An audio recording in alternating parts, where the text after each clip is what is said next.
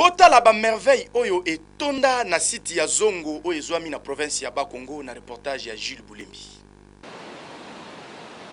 Tozali awa na province ya Bakongo, district ya Lukaya, territoire ya Kasangulu, secteur Luila, village Matanda. Mai oyo bozali komona eko tiola boye babenga kayango rivière Inkisi Zongo. Ezala ba shit mibale, shit Zongo 1 na shit Zongo 2. Shit Zongo 1 nde pa ibako tonga barrage ya Sika. Shit Zongo 2 awa nde eza célèbre. Shit 2 yango eza na hauteur ya 65 mètres. Mabanga oyo eza muselu yango epekisami kosukola awa po soki osali fopa malamoko tioli. Ba animaux sauvages awa bazali te.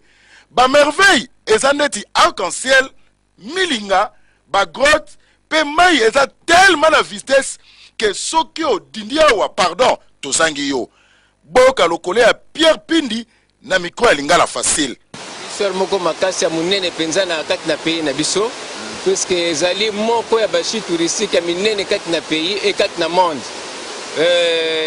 Bayeko découvrir esika oyo banda kala mabanga oyo to gada donc na ndenga nature toiko teka ngote faut protéger nature donc eza pona ko protéger pe environnement de façon que l'érosion et salimate donc nécessité mabanga eza nature et protection ya environnement et yango to ba ke ezali esika moko oyo yebi saison te mbula to elanga yebi saison na te tangu nyonso tout shit de Zongo ezali opérationnel za fonctionnement nango ezali 24 heures sur 24 heures donc na sera mbula mai za suma makasi koleka makasi pena koleka alors eza nini moko ya bien comme to maîtriser domaine ya tourisme oyo tozoninga kutu ko bakisa ko créer ba site mususu na cadre de développement mai arrivé Inkisi Zongo ekenaka ko bwaka na fleuve Congo.